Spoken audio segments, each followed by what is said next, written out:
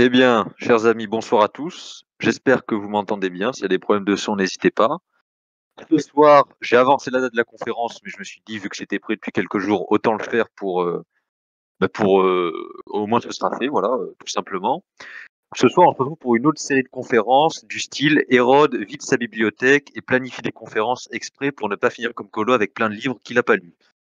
Un titre à rallonge, mais important de préciser, et une balle perdue à notre camarade Colo qu'on apprécie beaucoup. C'est amical, qui nous le prennent pas mal. Ce soir, on se retrouve pour un grand classique, Carl Schmitt, immense juriste. Alors la conférence ne sera pas sur la vie de Schmitt, hein. On va pas partir dans toutes les théories schmittiennes, c'est vraiment centré sur un ouvrage. Mais je vais quand même donner quelques propos d'introduction. Donc Carl Schmitt a été un professeur de droit public sur la République de Weimar, donc la République qui s'installe en Allemagne après la défaite de la Première Guerre mondiale et qui sera renversée par le régime nazi. Il est né en 1888 et il meurt en 1985, donc il a quand même vécu un bon paquet de temps. Il a soutenu le régime nazi pendant une partie de ce régime avant de prendre ses distances à partir de 1936. Et donc, je le dis d'emblée, c'est-à-dire que Schmitt a un peu le côté Heidegger, mais pour le droit. C'est-à-dire que Heidegger est un immense philosophe du XXe siècle, mais de par ses accointances avec le régime nazi, c'est toujours, non pas gênant, mais ambigu de parler d'Heidegger. C'est un peu comment dire, quelqu'un qui est, qui est un, comment dire, un marqueur intellectuel, mais ses accointances avec le régime nazi font que ça peut parfois être compliqué de l'aborder. C'est un peu le dossier qu'on planque sous le tapis. Et ben c'est un peu la même chose pour Carl Schmitt, mais pour le droit. Alors en fait, il a pris ses distances avec le régime nazi parce qu'ils avaient aussi des désaccords théoriques, hein. Le Schmitt n'a pas été un grand défenseur des nazis dès le début. Même au début où Hitler commençait sa carrière, il le trouvait ridicule. Donc il n'a pas été un nazi non plus jusqu'au boutiste. Et ils avaient des désaccords sur la notion de l'espace vital. J'en dis pas plus, on en reparlera peut-être une autre fois. Et donc, l'ouvrage dont je voulais vous parler ce soir s'intitule La dictature, tout simplement. Il est paru en 1921 et en fait, Schmitt écrit cet ouvrage dans un contexte où l'Allemagne et la République de Weimar, au sortir de la Première Guerre mondiale, font face à des désordres énormes en fait. À la fois inflation monétaire dans tous les sens et aussi troubles de révolutionnaires communistes, la révolution spartakiste, etc. Et donc se fait jour la réflexion d'un pouvoir exceptionnel pour ramener l'ordre public. Et donc c'est un peu dans ce contexte-là que Schmitt, qui a été fonctionnaire de la République de Weimar par ailleurs, se met à écrire cet ouvrage. Alors cet ouvrage, qu'est-ce que c'est pour le dire simplement? Pour le résumer, on peut dire que c'est une réflexion sur le concept de dictature à travers l'histoire juridique occidentale. Donc il part de manière très succincte, il rappelle un peu ce que c'est la dictature dans le monde romain. Donc je vais le rappeler très brièvement, mais je ne vais pas trop insister parce que il en parle assez peu. Et ensuite, il développe. Il évoque les légats du pape, les commissaires dans le Saint-Empire romain germanique. Et en fait, la dictature, non pas forcément en tant que concept, mais en tant que pouvoir délégué, l'intéresse. Comment on délègue ce pouvoir? Qu'est-ce que ça veut dire de déléguer ce pouvoir? Dans quel cadre on délègue ce pouvoir exceptionnel? Et donc, c'est vraiment un ouvrage à la fois d'histoire juridique et de théorie du droit, à savoir comment s'articule entre les pouvoirs exécutifs et le pouvoir délégué, quelles sont en fait les relations entre ces différents pouvoirs et qu'est-ce que c'est qu'est-ce que ça veut dire déléguer un pouvoir exécutif important en fait. Donc voilà. J'ai sélectionné quelques passages très intéressants, je vais les lire et les commenter, mais avant ça, je vais vous présenter un peu comment se découpe l'ouvrage. Donc, la dictature se compose de 6 chapitres et un appendice. Le premier chapitre s'intitule tout simplement La dictature de commissaire et la théorie de l'État. Vous allez voir que c'est plutôt intéressant. On va parler de grands théoriciens de l'État et de grands philosophes qui ont écrit sur l'État. Donc, je pense que vous les connaissez au moins de nom, Rousseau, Hobbes, Grotius, Baudin, etc. Chapitre 2, on va aussi beaucoup parler de Montesquieu d'ailleurs, et ça va être très intéressant. Chapitre 2, la pratique des commissaires princiers des XVIe et XVIIe siècles. Là, on va parler un peu de ces commissaires princiers, donc de ces, comment dire, de ces fonctionnaires qui avaient énormément de pouvoir, qui étaient quasiment des gouverneurs au sein du Saint-Empire romain germanique. On va voir qu'est-ce que ça a amené en termes de tension entre, comment dire, des pouvoirs locaux et à la fois des représentants du pouvoir centralisé qui pouvaient s'opposer au pouvoir local. Donc on va voir avec notamment un cas précis que ces pouvoirs pouvaient interagir et des fois, comment dire, se limiter les uns les autres. Chapitre 3, le passage à la dictature souveraine dans la doctrine de l'État au XVIIIe siècle. C'est là où on va énormément parler des Lumières et de toutes les théories des auteurs des Lumières sur l'État, les pouvoirs intermédiaires, la justice, etc. On va beaucoup parler de Montesquieu lors d'un passage que j'ai trouvé fascinant. On va un peu parler de Voltaire assez brièvement et on va aussi beaucoup parler de Rousseau et de la Révolution française.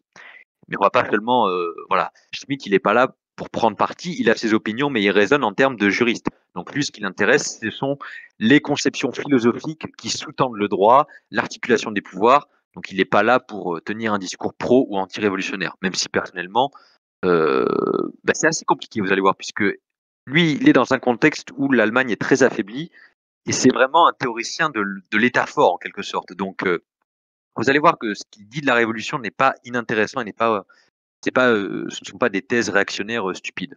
Chapitre 4, le concept de dictature souveraine. Donc là, on va reparler de la Révolution française, de la Convention nationale et des théories de Sieyès. Donc on reste un peu dans un cadre franco-français. Bonsoir Francis, je viens à peine de commencer, donc tu n'as rien loupé. Chapitre 5, on va évoquer la pratique des commissaires du peuple pendant la Révolution française. Donc là, le titre se suffit à lui-même. Et chapitre 6, la dictature dans l'ordre de l'état de droit existant, entre parenthèses, l'état de siège. Donc là, j'ai sélectionné pour ces derniers chapitres à peine une ou deux citations. Ce sont vraiment les trois premiers chapitres et surtout le troisième sur le contexte des Lumières et des débuts de la Révolution que je vais vraiment m'attarder parce que c'est là où les citations sont les plus vraiment les plus intéressantes. Merci de vous muter, celui qui vient de rejoindre. Oui. Alors, on va commencer avec la définition de la dictature de commissaire chez Baudin. Donc Baudin, c'est un juriste français du XVIe siècle, qui a énormément écrit, qui a écrit 6 livres de la République et qui est un peu le père de la théorie de la souveraineté moderne, si vous préférez, pour le dire très simplement. Baudin, comme modéré, comme politicien, se situe politiquement entre la technicité machiavélienne et l'état de droit des monarchomaques. Le difficile problème de droit public constitué par le concept de souveraineté et son rapport avec le droit suprême et avec le pouvoir suprême ne pouvait être résolu au moyen d'une théorie de la technique politique, ni être liquidé en l'ignorant, comme le faisaient les monarchomaques. Oui, je vais éviter de... Ouais, non, je vais arrêter de regarder ce que vous écrivez là. Je suis déjà perdu. Voilà, j'arrête de vous lire. Le problème se ramenait toujours et encore au concept de dictature, qui apparaît dans la technique politique comme un artifice parmi bien d'autres. Par rapport à cela, Baudin non seulement a le mérite d'avoir fondé le concept de souveraineté propre au droit public moderne, mais il a également saisi la relation qui existe entre le problème de la souveraineté et la dictature. Et il a donné de cette dernière, tout en se limitant à la dictature de commissaire, une définition qu'il faut reconnaître aujourd'hui encore comme fondamentale. Après avoir formulé dans le chapitre 8 du livre 1 des 6 livres de la République la définition devenue célèbre depuis lors de la souveraineté, entre parenthèses, la souveraineté est la puissance absolue et perpétuelle d'une république que les latins appellent majestatem, etc., il met le concept à l'épreuve sur de nombreux exemples. Le lieutenant du prince n'est pas souverain, quelque grand que soit le pouvoir qui lui est confié. Mais le souverain, nominalement, reste toujours seigneur par rapport à n'importe quel sujet chargé d'une mission d'État. Peu importe que cette mission soit confiée à un fonctionnaire régulier ou à un commissaire, parce que le souverain, de toute manière, peut révoquer le pouvoir conféré et intervenir dans l'activité du commissaire. Selon Baudin, cela entraîne cette conséquence que le dictateur romain n'était pas souverain, pas plus que l'Armos spartiate, les Simnètes de Salonique, l'Arcos à Malte et les Balias de Florence. Le dictateur avait uniquement une commission, comme faire la guerre, réprimer une sédition, réformer l'État ou instituer une nouvelle organisation des pouvoirs publics ou des magistratures. Les décemvirs eux-mêmes, les 10 commissaires ainsi que les appels Baudin, qui avaient plein pouvoir, d'introduire une nouvelle constitution et pendant l'activité desquelles les autres magistratures étaient suspendues, ne doivent cependant pas être désignés comme souverains parce que leur pouvoir expirait à l'achèvement de leur mission. Tout comme c'était également le cas du dictateur, selon Baudin, ce qu'on a appelé la dictature de Sylla n'a été qu'une cruelle tyrannie, à laquelle le tyran a d'ailleurs renoncé à la fin des guerres civiles. César a été assassiné après 4 années de dictature. Le droit de veto des tribuns a formellement substitué sous sa dictature, a formellement subsisté sous sa dictature, ainsi que sous celle de Sylla. Même si dans un État, une seule personne ou une seule magistrature détient des pouvoirs illimités et qu'il n'existe aucune voie de recours juridique contre les mesures qu'elle prend, cela n'en fait pas pour autant une puissance souveraine, sauf à être perpétuelle, et ceci parce qu'elle dérive de celle d'un autre, alors que le vrai souverain ne reconnaît personne au-dessus de lui, excepté Dieu. Le fonctionnaire ou le prince d'une république démocratique ou d'un prince, si puissant soit-il, n'a jamais que des pouvoirs dérivés. C'est le peuple, ou en monarchie le prince, qui est souverain.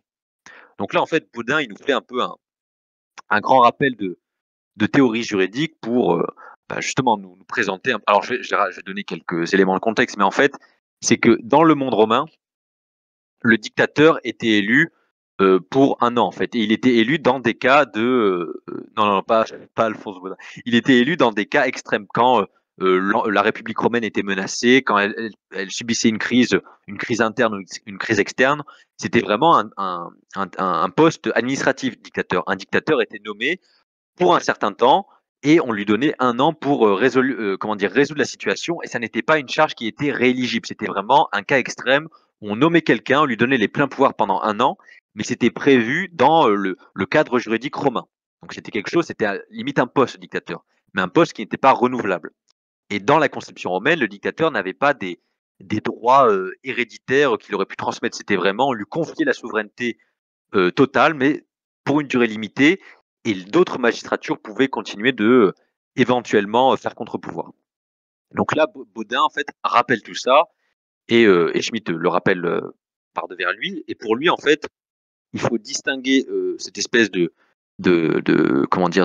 statut romain et à la fois antique où la dictature était une espèce de charge exceptionnelle, avec ce que lui va appeler la dictature de commissaire, qu'il va vraiment analyser. Qu'est-ce que c'est en gros que le commissaire pour Schmitt? Alors, c'est un titre qui a vraiment existé, mais en fait, le commissaire, si vous voulez, c'est le haut fonctionnaire. C'est celui qui a énormément de pouvoir d'un point de vue exécutif, mais en fait, ce sont des pouvoirs délégués. Et il va vraiment s'attacher à étudier dans le détail tous ces commissaires, que ce soit les commissaires dans certaines républiques italiennes, que ce soit les commissaires dans le Saint-Empire romain germanique. Mais retenez que derrière commissaire, c'est l'idée de quelqu'un qui a du pouvoir, mais qui a du pouvoir délégué. Donc, ça n'est pas non plus un pouvoir local. Généralement, le commissaire, c'est quelqu'un qui travaille pour le pouvoir central. Donc, c'est aussi pour ça qu'il va énormément parler du Saint-Empire romain germanique. J'en viens maintenant à Grotius, voilà, à Baudin et à Hobbes, puisque l'on va un peu continuer là-dedans. J'espère que vous avez révisé vos classiques de la philosophie, parce que là, sinon Schmitt, il va vite vous perdre hein, si vous n'êtes pas à l'aise. C'est Hobbes, donc Thomas Hobbes, le Léviathan, hein, avec l'assurance qui le caractérise, qui a répondu à la question du transfert temporel des pleins pouvoirs politiques. Lorsque le peuple dans sa totalité, le populus, transfère définitivement le pouvoir à un seul individu, cela donne naissance à une monarchie. Lorsque le pouvoir n'est transféré que pour une durée déterminée, le caractère juridique du pouvoir politique qui naît ainsi est dépendant du fait de savoir si le populus, c'est-à-dire la totalité des citoyens qui agit comme sujet de droit public, et que Hobbes distingue vigoureusement en tant que personne de la masse informe, possède ou non le droit de se réunir pendant l'exercice temporaire de ce pouvoir. Si le populus peut se réunir sans, voire contre la volonté du titulaire temporaire du pouvoir, alors ce dernier n'est pas un monarque, mais uniquement le primus populi minister. D'après l'argumentation de l'ouvrage intitulé De Cive de 1642, cela s'applique au cas du dictateur romain qui, selon Hobbes, peut par conséquent être à tout moment révoqué avant le terme de la durée de son mandat par une assemblée du peuple, le coetus populi, parce que le peuple y demeure toujours souverain. Mais l'impression qu'ont faite sur Hobbes les expériences de la Révolution anglaise et de son évolution jusqu'au protectorat de Cromwell peut également se retrouver dans l'appréciation qu'il porte sur la dictature. Dans le Léviathan, qui est paru en 1651, il appelle le dictateur, qu'il place à côté du protecteur en faisant allusion à Cromwell, bien évidemment, un monarque temporaire, expliquant par là qu'on a affaire à un pouvoir qu'il faut juger comme ayant la même valeur que celui du monarque. Mais comme c'est généralement le cas dans le Léviathan, le caractère de l'ensemble de l'argumentation est d'ordre plus politique que de droit public. Et la dictature est surtout mentionnée pour montrer qu'une démocratie elle-même ne saurait se passer d'institutions monarchiques pendant une guerre civile, et que dans les républiques, le pouvoir est plus fréquemment soustrait à l'assemblée du peuple, au coectus, par un dictateur ou un protecteur indispensable de ce type, que ce n'est le cas dans les monarchies au roi mineur ou dans l'incapacité de gouverner du fait de son tuteur ou de son lieutenant général. C'est la raison pour laquelle on y remarque explicitement que le dictateur, s'il n'a pas le droit de nommer lui-même son propre successeur, n'est que le ministre de la démocratie ou de l'aristocratie en vigueur, et que dans le cas contraire, il se transforme en monarque. Oui, donc en fait, ce que je voulais dire, c'est que dans cette citation, Schmitt nous rappelle que voilà, ça me stresse le fait que ça ait coupé, ça m'emmerde un peu, nous rappelle qu'en fait, si les assemblées du peuple peuvent se réunir, ça veut dire que la dictature n'est qu'un stade, n'est qu'une charge temporaire, comme c'était le cas dans la République romaine. Il y avait une République romaine, c'était pensé comme une république, mais il y avait quand même un grade, comment dire, une charge de dictateur, parce que c'était temporaire, et donc le peuple pouvait continuer à se réunir. Là, Schmitt nous rappelle, avec Hobbes et ses réflexions sur le Léviathan et sur la Révolution anglaise et sur Cromwell, que si le dictateur peut commencer à pouvoir transmettre son pouvoir, là, ça devient une monarchie, tout simplement. Donc c'est un peu l'ambivalence entre république et monarchie, puisque quelque part, la monarchie, on pourrait dire que ça n'est qu'une dictature perpétuelle, alors que dans les régimes républicains, la dictature est plus exceptionnelle. Mais paradoxalement, dans énormément de régimes républicains ont connu des phases dictatoriales ou semi-dictatoriales.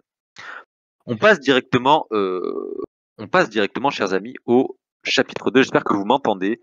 Nous allons continuer à parler d'histoire du droit. On va faire un dernier rappel et ensuite on va rentrer dans le lourd du sujet. Donc là, on va un peu parler de la question des légats. Et on va aussi parler de Bodin, encore une fois, parce que Bodin, je sais que vous l'aimez. J'ai l'impression que Bodin vous fait défaut dans le chat. J'écris le nom de famille parce que là, j'ai l'impression que c'est n'importe quoi. Voilà. Normalement, vous avez de quoi satisfaire votre curiosité.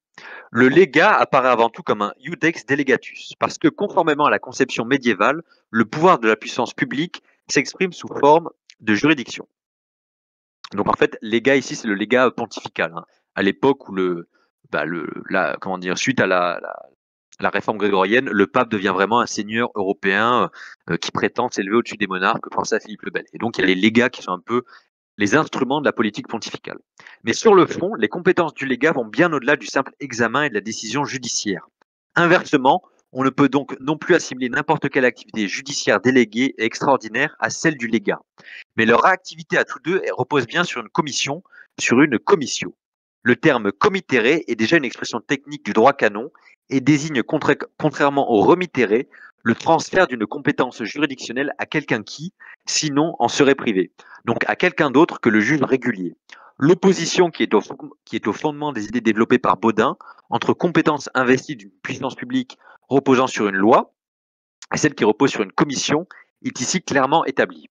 À titre d'exemple, sont énumérés les cas habituels, tels que l'assignation ou l'administration de la preuve par le juge commissaire, conjointement à l'exécutio, bien que dans ce cas, étant donné que l'exécuteur commissaire n'agit pas seulement comme un juge, c'est-à-dire en examinant et en décidant, c'est-à-dire encore en faisant jurisprudence mais en réalisant le droit, réapparaissent de nouveau la situation concrète, faisant ainsi voler en éclats le cadre de la fonction purement juridictionnelle.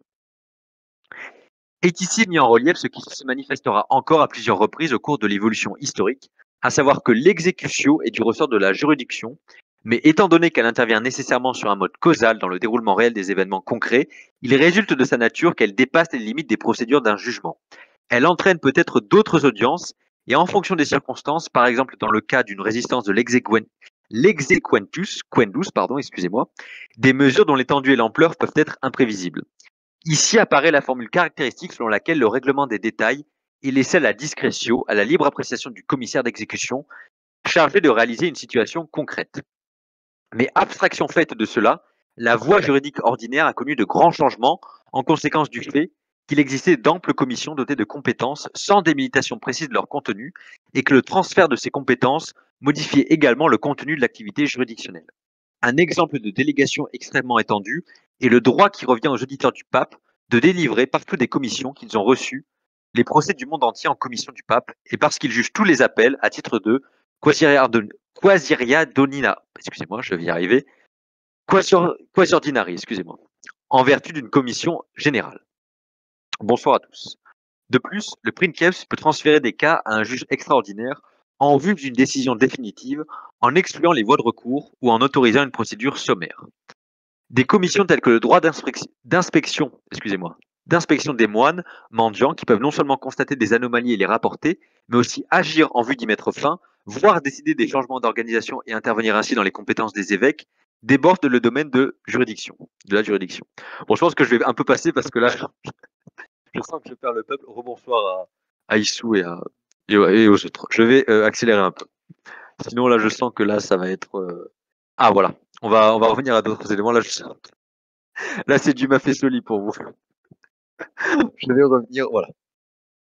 On va revenir, voilà. À des éléments un peu plus tangibles. Au Moyen-Âge, des juges itinérants se rencontraient dans la plupart des pays. le terme commissaire, vous allez vraiment comprendre ce que ça veut dire commissaire, le terme commissaire est tellement général qu'il est employé à propos de n'importe quel type de mission et pour les types les plus différents d'exécution des tâches qui incombent à l'État. Et le prince, donc le pouvoir exécutif, n'était pas le seul à nommer des commissaires. Les États le faisaient également. En Angleterre notamment, en plus des juges itinérants en service du roi et des délégués qui agissaient sur commission royale, il y avait aussi des commissaires des États chargés de tâches d'administration locale. En France, on évoque généralement en premier lieu la grande enquête de Saint-Louis de 1247, par laquelle des enquêteurs royaux étaient envoyés pour recueillir les plaintes des pauvres sujets contre les pouvoirs locaux et pour y trouver remède. À cette fin, ils étaient dotés non seulement d'une autorité de surveillance, mais aussi du pouvoir juridictionnel de prononcer des sentences et d'imposer des peines. Plus tard, on dépêcha ces enquêteurs et ces réformateurs dans des buts tout à fait différents. Une évolution typique, déjà soulignée par Baudin, a abouti à une sédentarisation de l'ambulante missus et a transformé la mission en un office permanent. Dans les pays où le pouvoir des États s'est maintenu, comme en Allemagne et en Angleterre, les commissaires provinciaux des États agissaient à côté des commissaires de la cour, quoique de manière indépendante, même lorsqu'ils étaient nommés par le roi. Le commissaire peut donc être l'instrument aussi bien des États, soucieux de conserver leurs droits, que de l'absolutisme princier qui s'est établi en abolissant les privilèges des États. Donc là, vous comprenez bien que quand Schmitt parle de commissaire, dans la terminologie déjà médiévale, mais encore après à l'époque moderne, le commissaire, c'est un peu celui qui incarne le pouvoir délégué. Je note, j'écarte un peu le micro. De toutes parts s'élevaient des plaintes contre les commissaires princiers extraordinaires qui s'immisçaient tout aussi bien dans les compétences que dans les droits acquis, s'appuyant à cette fin sur leur commission. Les commissaires déléguaient leurs compétences à des subdélégués grâce auxquels ils exécutaient leurs tâches, de sorte que de nouveaux commissaires surgissaient ainsi sans arrêt. Mais ce qui avait valeur de principe, c'est que la haute juridiction ne pouvait être subdéléguée. Étant donné que les décisions du commissaire princier émanent du prince, toute décision a la même valeur que si c'était celle du roi, privant la personne concernée des voies de recours ordinaires. Les pouvoirs locaux savaient souvent comment parvenir à des accords avec les commissaires, d'autant plus que les commissaires eux-mêmes, conformément aux idées féodales, recevaient peu à peu des charges héréditaires, notamment les commissaires des finances qui prenaient eux-mêmes à bail les impôts et recouvraient, se payant de cette façon. Il arrivait également que les États achetassent au prince une commission de réforme. Donc là, vous voyez en fait que quelque part, les commissaires sont un peu partout. Voilà, je dis ça, je ne dis rien, mais ils se multiplient, c'est le copinage, c'est le népotisme, voilà. Et quelque part, le peuple finit grand perdant. Alors, vous avez bien compris ce que je veux dire, c'est-à-dire que quand Schmitt parle de commissaires, c'est vraiment ceux qui servent les pouvoirs souverains. Mais les pouvoirs souverains, ça peut aussi bien être le pouvoir centralisé par la personne du prince que des pouvoirs plus locaux. Pensez, je sais pas, à un comté, à une province avec un marquis, etc., qui a lui aussi ses propres fonctionnaires, ses propres commissaires, s'il est suffisamment développé. Exactement, Pingouin utopique. Là, on va en revenir. On est toujours dans le même chapitre, donc le chapitre 2 sur la pratique des commissaires princiers. Et là, Schmitt va donner plus d'exemples, plus de matière, donc ça va être assez. C'est pas exactement le maire, Zertor, c'est plutôt. Par exemple, un exemple de commissaire aujourd'hui de l'État républicain, c'est le préfet, parce que le préfet incarne la République dans les territoires, donc lui, on pourrait dire que c'est le commissaire du prince. Le prince, ça symbolise dans la philosophie politique le pouvoir souverain, donc ça peut être une république, c'est le pouvoir souverain en fait, ça peut être un empereur, un roi, une république. Donc voilà, et l'exemple d'un commissaire de pouvoir local, ça peut être un prévôt des marchands pour la ville de Paris, par exemple, puisqu'il s'occupe de récolter les impôts et d'organiser un peu la vie économique de Paris, mais il est au service uniquement de la ville de Paris, pas du royaume de France. Le prévôt des marchands de la ville de Paris, c'est le prévôt des marchands uniquement de la ville de Paris, pas de l'ensemble du royaume. Et dans un pouvoir local, ça pourrait être le conseiller régional, le conseiller départemental, par exemple. Des fonctionnaires du conseiller départemental pourraient être vus comme des commissaires régionaux modernes, si tu veux. Je continue là-dessus. Vous allez voir qu'il donne des exemples très intéressants. Alors, il va aussi en donner un peu après, mais je vais avoir le temps de développer. Le fondement juridique de l'exécution est la sentence juridictionnelle ayant la force de la chose jugée. L'exécution peut être réglementée par des règles de procédure et être ainsi limitée dans son action effective de façon à ne pas être dominée de manière illimitée par la pure fin visant à réaliser par tous les moyens nécessaires la situation qui correspond au verdict. Vous avez remarqué que Schmitt fait quand même beaucoup de phrases à rallonge, hein, donc je vais essayer d'être assez lisible. Attendez, voilà, j'essaie de trouver mon exemple qui va. qui va un peu être percutant. Voilà. Voilà. Donc là, il évoque un peu l'autonomisation petit à petit de certaines parties. Elle devient ainsi, donc l'autonomisation, un moyen approprié pour étendre le pouvoir politique, et le commissaire d'exécution devient un instrument de l'absolutisme princier au service de l'abolition des privilèges des États. Donc là, oui, oui, exactement, très allemand, Zertor. Même dans la traduction française, c'est très très allemand. C'est beaucoup de propositions qui se subordonnent. Voilà, c'est là, j'ai retrouvé le point où je voulais en venir. Là, justement, Schmitt évoque de manière très subtile, très intéressante, comment les fonctionnaires du Saint-Empire romain germanique commençaient à rogner sur les prérogatives des États. Puisque vous le savez, le Saint-Empire romain germanique, c'est une mosaïque d'États. Il y avait quand même un pouvoir centralisé. Et vous allez voir qu'il y a eu conflit vraiment juridique entre les commissaires de l'État centralisé et les pouvoirs locaux. Voilà. Elle devient, donc je reprends ma citation, elle devient ainsi, l'autonomisation des commissaires, un moyen approprié pour étendre le pouvoir politique, et le commissaire d'exécution devient un instrument de l'absolutisme princier au service de l'abolition des privilèges des États.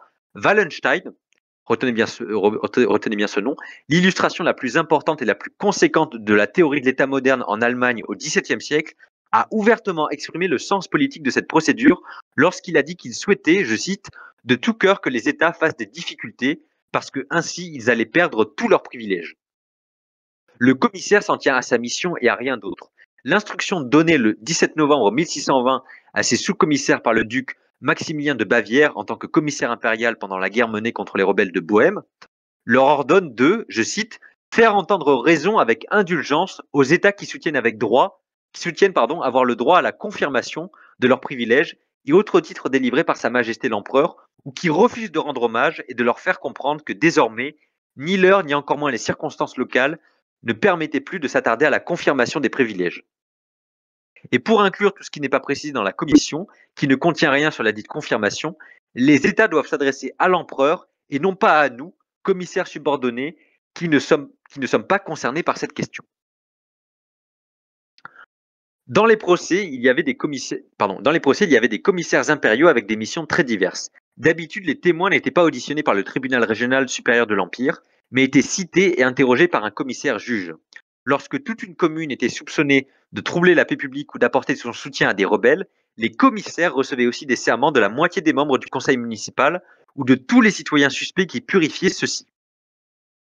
L'empereur revendiquait le droit de promulguer, de suggérer, de publier des mandats dans tout l'Empire, non seulement dans les cas où il avait droit à une juridiction directe et en première instance envers les sujets d'un prince, mais partout où il était question de l'imperi utilitas et tranquillitas, et d'administrer la justice sur les territoires des sujets. Donc là, la locution latine, ça veut dire là où en fait il y allait de l'utilité publique en quelque sorte, même si l'empereur n'avait pas de juridiction directe, y compris par ses commissaires, tout cela bien entendu conformément aux lois et aux coutumes.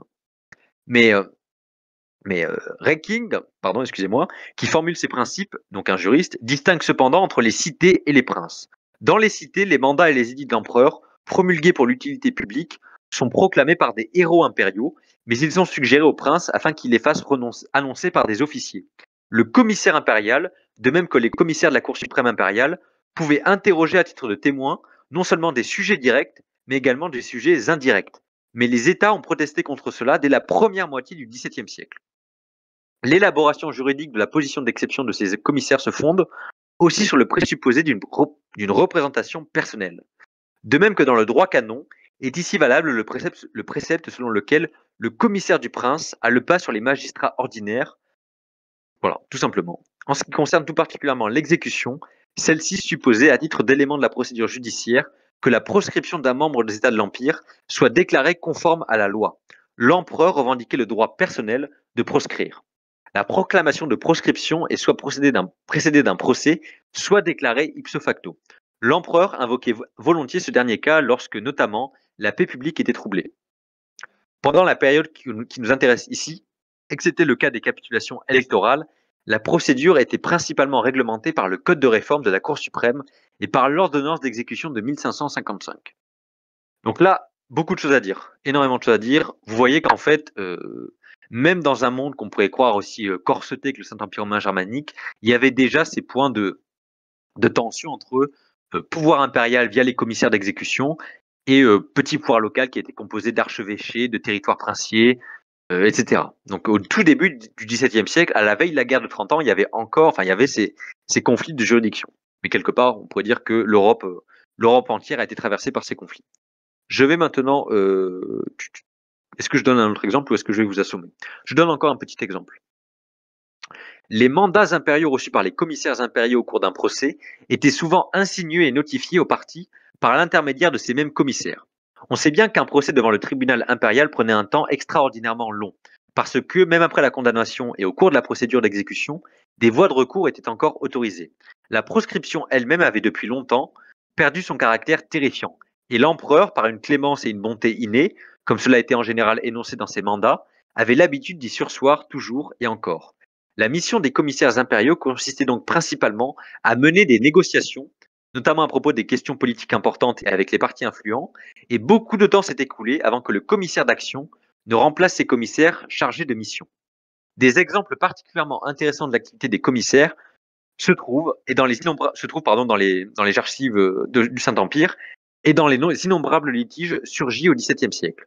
Par exemple, dans le litige qui a opposé la ville de Braunschweig au duc Henri-Jules de Braunschweig et de Lunebourg, qui a été renvoyé par le décret impérial du 12 novembre 1604 devant le tribunal impérial. Des commissaires impériaux ont insinué qu'ils avaient un mandatum avocatorium impérial de mars 1609, par lequel les parties étaient exhortées à déposer les armes et à licencier les mercenaires engagés. Il y eut des débats devant les commissaires impériaux qui se conclurent par un accord écrit au terme duquel la ville s'engageait à déposer les armes. Lorsque la ville a, malgré tout, fait attaquer le duc par ses fantassins mercenaires, saccagé et pillé ses terres, elle a de nouveau été exhortée à déposer les armes, l'exhortation étant accompagnée d'un ultimatum dans lequel l'empereur prononçait une proscription conditionnelle.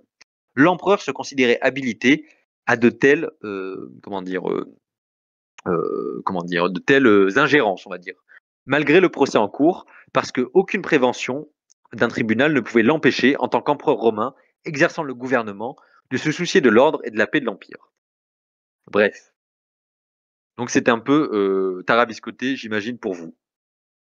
Dites-moi si je continue ou si on passe directement à la Révolution, parce que là c'est vrai que je peux comprendre. Je peux comprendre. Je vais essayer d'aller assez vite. C'est vrai que les institutions du Saint-Empire, ouais, les institutions du Saint-Empire romain germanique, c'est vrai que dans la langue de Schmitt, en plus, ça rend particulièrement.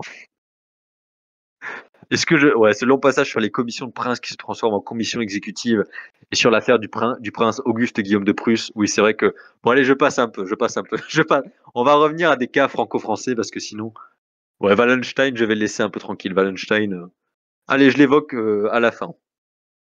Je l'évoque très brièvement à la fin. Ensuite, je passe à un cas beaucoup plus franco-français. Vous ne serez pas perdu puisque le plus gros des citations que j'ai notées, c'est sur Montesquieu, etc. Donc là, on sera déjà en terrain un peu plus connu. Enfin, je pense. Enfin, j'espère. Parce que si là aussi vous êtes perdu. Je donne un dernier exemple sur comment l'histoire juridique du Saint-Empire romain aurait pu basculer dans un autre sens. Avec ce fameux Wallenstein que vous n'avez pas encore compris. En fait, Wallenstein, si vous voulez, c'était une espèce de super fonctionnaire du Saint-Empire romain germanique au début du XVIIe, donc un peu avant la guerre de 30 ans et pendant la guerre de 30 ans. Et la guerre de 30 ans a été a accéléré l'évolution juridique. Et si vous voulez, cette espèce de super fonctionnaire qui aurait pu emmener le Saint-Empire romain dans une direction encore plus centralisée, en réduisant encore plus les pouvoirs locaux, il a un peu été, non pas guillotiné, mais on va dire que plusieurs potentats locaux et princes du Saint-Empire romain germanique ont réussi à le faire déchoir de son poste en fait, alors que lui était un agent de la centralisation exacerbée qui poussait encore plus pour que les commissaires rognent sur les pouvoirs locaux et que ces mêmes pouvoirs locaux, donc les grands princes, les grands archevêques, ont réussi à le faire tomber. Alors non pas le tuer, mais le faire tomber. Je lis donc le petit passage et ensuite je passe à la Révolution française. Bien, bonsoir Romulus, il te reste encore plein de choses à découvrir, tu n'as pas tout raté. Mais le pouvoir de décider des confiscations ne visait que les ennemis et les rebelles, puisque je vous le rappelle, on est en pleine guerre de 30 ans, donc guerre entre protestants et catholiques. Or, la pratique de toutes les révolutions a toujours consisté à déclarer l'adversaire politique ennemi de la patrie, privant ainsi plus ou moins totalement de sa personne et ses biens de toute protection juridique. Cependant, l'empereur était loin d'employer un tel moyen en un sens révolutionnaire. Le commettant impérial considérait qu'il n'avait pas le droit d'entreprendre des actions uniquement orientées par des considérations techniques et objectives. Il n'a pas osé profiter de la situation de guerre pour étendre son pouvoir politique en cherchant à imposer les Iuras Extraordinaria de la plénitude de puissance, peut-être par crainte de voir grandir encore l'influence de Wallenstein. Ne pas laisser un fonctionnaire ou un général devenir trop puissant était l'un des principes des arcana monarchiques. Dans le Princeps in Compendio de 1632, attribué à Ferdinand II, donc l'empereur, et qui provient sûrement de son entourage, les principes d'un gouvernement monarchique sont posés sous forme d'exhortation adressée au prince. On prétend que c'est une sorte de testament destiné à Ferdinand III. Il y est écrit, avec une allusion transparente à Wallenstein, que le prince ne devrait pas donner à un général trop de pouvoir, pour le dire simplement. D'autre part, en 1630, les conseillers impériaux, pour rejeter la requête formulée par les électeurs de placer l'armée sous le haut commandement de Maximilien, avaient invoqué l'axioma politicum, également utilisé contre les princes électeurs, selon lequel il ne faut laisser personne devenir puissant au point qu'on en vienne à dépendre de son pouvoir discrétionnaire. Des deux côtés, l'empereur se trouvait donc dans une situation délicate. C'est le respect des situations juridiques existantes qui fit pencher la balance. Tel est le point central véritable de la discussion portant sur la dictature de Wallenstein. Alors par dictature, il entend un trop plein, enfin comment dire, un ensemble de pouvoirs régaliens attribués à Wallenstein, bien évidemment.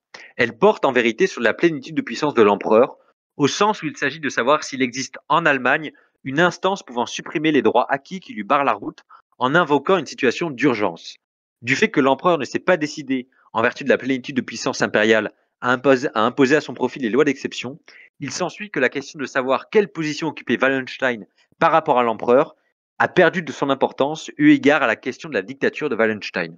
La capitulation de Ferdinand III du 24 décembre 1636 est l'expression juridico-politique du fait que l'ultime possibilité de créer un pouvoir central fort grâce à l'état d'exception a été ôtée à l'empereur.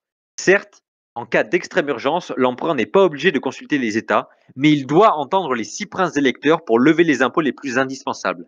Il ne peut donc pas lever, à titre provisoire, d'impôts à son profit en invoquant un cas d'urgence. Même en cas de violation notoire de la paix et de sédition, il n'a pas le droit de décréter la proscription d'un membre de la diète impériale, sans l'accord des princes électeurs. Il faudra donc dorénavant un procès spécifique, y compris lorsque les faits sont patents, et l'ancien point de vue de l'empereur, selon lequel la proscription peut valoir ipso facto, n'est plus admissible. Le professeur de droit public Limaeus remarque à ce propos que le cas d'extrême urgence est un prétexte souvent invoqué, mais que l'empereur ne peut plus désormais y avoir recours. Même en cas d'extremo necessitas causu, il n'a pas le droit de décider à sa guise, mais il doit pour le moins prendre l'avis des princes électeurs. On veut ainsi empêcher qu'en se réclamant de la situation d'urgence, il ne transforme le status mixtus de l'Empire romain en pure monarchie. Donc là, on va directement passer à la Révolution française et à nos amis des Lumières, et j'espère que ce sera un peu, un peu plus compréhensible. Je viens de lire le message. En gros, retenez que Wallenstein, c'est très intéressant parce qu'en fait, jusqu'à présent, le Saint-Empire romain germanique ayant été une mosaïque d'États, l'empereur pouvait utiliser un peu de subterfuge juridique pour asseoir son pouvoir, notamment en invoquant des cas d'urgence. Et ça s'inscrit totalement dans la réflexion sur la dictature, parce qu'un dictateur romain, en fait, il intervient dans un cadre où la République romaine est menacée. Et là, le fait que l'Empire soit en guerre, qu'il y ait des guerres religieuses entre protestants et catholiques, en plus d'une guerre européenne, ça pouvait être un prétexte pour étendre les droits de l'empereur. Et Wallenstein a un peu été le point de tension. C'est-à-dire que si Wallenstein avait réussi à étendre son pouvoir, on se serait dirigé vers un empire encore plus centralisé, avec encore plus de prérogatives impériales, au détriment de la diète impériale et des princes électeurs, puisque le Saint-Empire romain germanique est théoriquement une monarchie élective. Donc la diète, l'Assemblée impériale, a un pouvoir. Et en fait, l'empereur était dans cette tension. Et Wallenstein symbolise le point de tension où s'il avait réussi à se maintenir à son poste, il aurait pu encore plus centraliser le pouvoir central. Mais il a échoué. Et ce qu'on apprend, c'est que suite à l'abdication, la capitulation de Ferdinand III en 1636 et l'échec de Wallenstein, et en fait, l'empereur perd son droit qu'il avait un peu de facto de proscription et qu'il ne peut plus intenter coupe. Ah oui, d'accord, à ce point-là, j'entends. Qu'il ne peut plus intenter d'attaque juridique contre un prince électeur de l'Empire sans motif valable, puisqu'avant, il avait un peu cette espèce de droit qui pouvait qui pouvait... Ah non, il y a eu une mini coupure, pardon. Bon, j'espère que vous avez compris là où je voulais en venir. Si vous n'avez pas compris, dites. Mais en gros, l'empereur avant pouvait essayer de. Ah, ça a coupé, mais ça a coupé beaucoup ou pas? Il y a peut-être une fin de citation que vous n'avez pas entendue du coup. Ah, 5 secondes. Bon, en gros, vous avez compris ce que je veux dire sur Wallenstein, j'espère. Hein. Parce que je vais pas répéter. Hein. Wallenstein, j'espère que maintenant c'est clair, vous êtes au point sur lui. Hein. On en vient à la France, et là, Zertor, il va tomber par terre, il va se dire, mais c'est incroyable, il peut pas écrire normalement, ce monsieur. Alors, passons à la France. Ah, ça va zouker. Non, je vais abréger même la partie française parce que là, c'est. Sinon, là, j'en passe direct à Montesquieu parce que là, les élucubrations sur les commissaires, les nominations de conseil, là, les requêtes, ça va être, ça va être, ça va être. Là, je suis en train de vous lire, vous êtes perdu. J'en passe directement à Montesquieu parce que quand même. Donc Montesquieu, vous le savez, a énormément écrit sur la théorie du droit, hein, de l'esprit des lois, littéralement, en 3 tomes pour ceux qui savent. D'après Montesquieu, les pouvoirs intermédiaires sont l'une des caractéristiques fondamentales du gouvernement monarchique, qui respecte les lois fondamentales. Les lois nécessitent une instance intermédiaire à travers laquelle se répand le pouvoir d'État, empêchant ainsi que la volonté de l'État ne s'exprime de manière arbitraire et soudaine.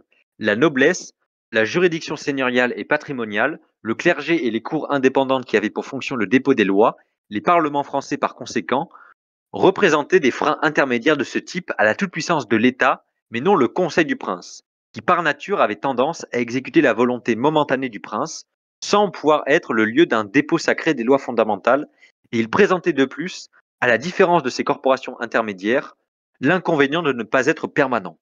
Il n'avait pas non plus la confiance du peuple. Jusqu'en ce point, Montesquieu exprimait des pensées tout à fait semblables à celles qui reviennent dans les remontrances, et il s'opposait radicalement tant aux Lumières qu'à Voltaire et aux physiocrates, pour lesquels les corporations traditionnelles et les charges héréditaires constituaient un non-sens barbare, à l'époque on disait gothique, et un brouillage de leur schème rationnel.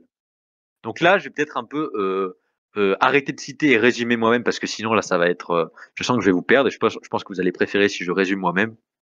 En fait, Schmitt est très intéressant là-dessus, puisque c'est pas qu'il réhabilite Montesquieu, mais il nous rappelle pourquoi les Lumières ne sont pas aussi simples et aussi binaires qu'on pourrait le penser. Ça n'est pas juste un ensemble de penseurs qui s'opposent à l'idéal monarchique, pas du tout.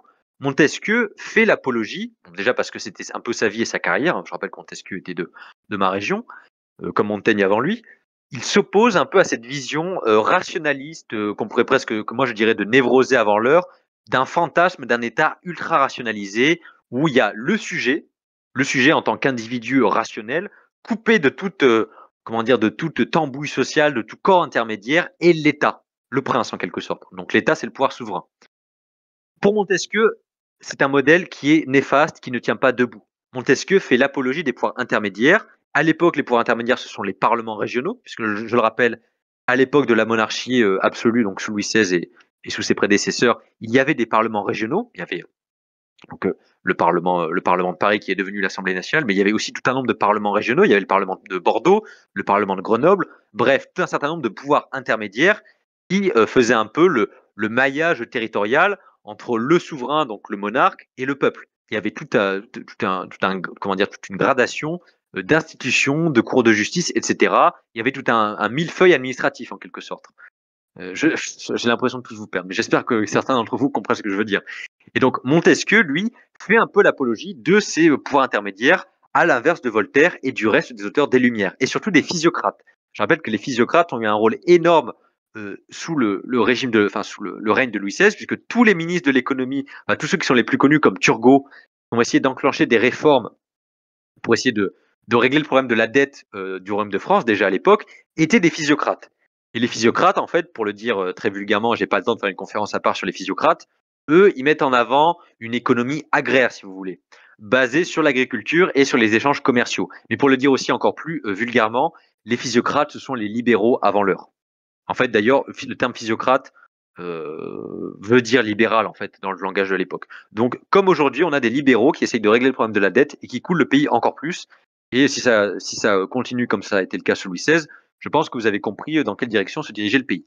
Bref, là où je voulais en venir, c'est que malgré tout ce courant de pensée physiocratique, libéral et voltairien, d'autres penseurs pensaient différemment, comme Montesquieu. Montesquieu qui était baigné de culture romaine, qui n'est peut-être pas un hasard si il a aussi une pensée sur le pouvoir souverain et la dictature et que Schmitt l'utilise. Je rappelle que Montesquieu écrit un ouvrage entier sur la grandeur et la décadence des Romains. Donc l'institution et les théories, enfin la vie juridique à l'époque romaine, Montesquieu connaissait très bien, c'était sa culture. Donc je continue et j'espère ne pas vous perdre et j'espère que j'en ai rattrapé quelques-uns en route. C'est pas de ma faute, hein, c'est Schmitt. Hein. Moi j'avais annoncé compte rendu de lecture sur Schmitt. Hein, je tiens ma promesse. Hein, je tiens ma promesse. Donc je cite un peu, mais je vais aussi beaucoup expliquer. Ne vous inquiétez pas. Ça va servir de complément à ce que je viens de dire. Donc là, c'est sur Voltaire. Voltaire, lui non plus, n'avait pas encore développé de façon conséquente la théorie de la dictature de la raison éclairée. Il était bien évidemment un ami de l'absolutisme éclairé, puisque je rappelle, Voltaire avait des liens avec Frédéric II de Prusse. Ce que Montesquieu dit pour justifier la vénalité et l'hérédité des offices s'inscrit tout à fait dans le contexte de la théorie des pouvoirs intermédiaires. Voltaire le juge infâme. Dans le combat de l'absolutisme monarchique contre les parlements, il est du côté du pouvoir central. Et pour lui, la résistance des parlements est, je cite, une étonnante anarchie. La machine administrative, qui fonctionnait bien et qui pouvait être dirigée par une pression de l'autorité royale, correspondait à sa vision déiste du monde. Et la confusion entre l'autonomie des États et l'autonomie féodale lui apparaissait comme un désordre gigantesque. Mais il reconnaissait les bons côtés de la démocratie et était déjà trop sceptique à l'égard de la psychologie absolutiste, de la méchanceté naturelle des hommes, pour être un absolutiste inconditionnel.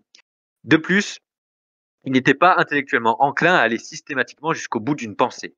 Chez les philosophes économistes, les physiocrates, donc Quesnay, Dupont de Nemours, Baudot et Sénac de Meilhan, qui sont des physiocrates, comme d'ailleurs aussi dans le système social d'Holbach, qui répète tous les arguments de Locke concernant le despote, domine en revanche une idée fondamentale qui résulte de l'hostilité commune à l'égard des pouvoirs intermédiaires historiques et de la croyance commune dans le pouvoir d'une bureaucratie éclairée, à savoir que sur la base de la pensée naturelle, c'est-à-dire rationaliste abstraite, on peut développer un ordre politique et social ainsi qu'une justice universellement valable qui doivent être réalisées par l'État. Donc là, vous voyez que là, c'est la pensée de Voltaire en fait, qui vient de résumer et de tous les physiocrates ministres de Louis XVI, c'est-à-dire ces hommes qui ont été catégorisés des Lumières, parce qu'il ne faut pas se leurrer, la monarchie n'était pas opposée bêtement aux Lumières, c'était beaucoup plus pour eux qu'on ne le pense, il ne faut pas être binaire, mais en fait, leur pensée, pour Schmitt, et je pense qu'il a raison là-dessus, c'est une pensée de l'abstraction et du rationalisme de l'État avant l'heure. C'est pas du tout une pensée du pragmatisme absolu et donc des pouvoirs intermédiaires.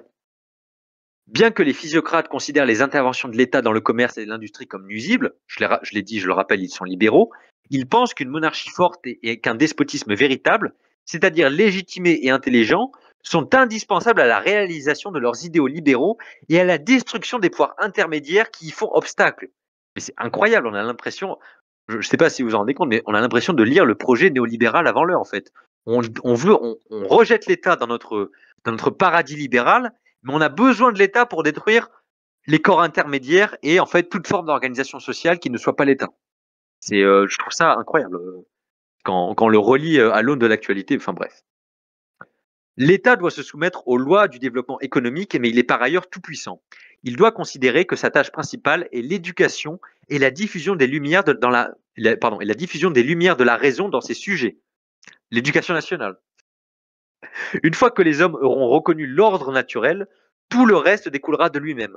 Mais en attendant ce moment, la domination d'une autorité éclairée est nécessaire pour achever l'éducation du peuple, fût-ce par des moyens de coercition que leur fin, l'éducation, justifie. Lorsque les hommes seront ainsi éduqués à se servir de leur entendement, une opinion publique éclairée se formera qui contrôlera le gouvernement mieux que toute autre instance constituée. Un homme de l'importance intellectuelle et pratique tel que Turgot refuse toute raison d'être au corps particulier à l'intérieur de l'État, lorsqu'il est question de l'utilité publique, qui est la loi suprême et qui ne doit pas être balancée par le respect superstitieux de traditions quelconques. Cette conception de l'État a trouvé son expression conséquente et sa formulation chez le Mercier de la Rivière dans son livre L'ordre naturel et essentiel des sociétés politiques. Donc là, je pense que, je ne sais pas si vous en rendez compte, mais quelque part, cette conférence est, déjà c'est une psychanalyse, hein, parce que je vous le rappelle, je suis Jean Robin. Toutes mes conférences sont des psychanalyses. Hein. Zertor a tout compris, c'est méta en fait. Mais indirectement, vous vous rendez compte que ce sont des réflexions très actuelles. Là, ce que je viens de vous lire sur la pensée des physiocrates et de certains penseurs des Lumières, osez me dire que ça ne vous fait pas penser au projet républicain dans lequel nous baignons.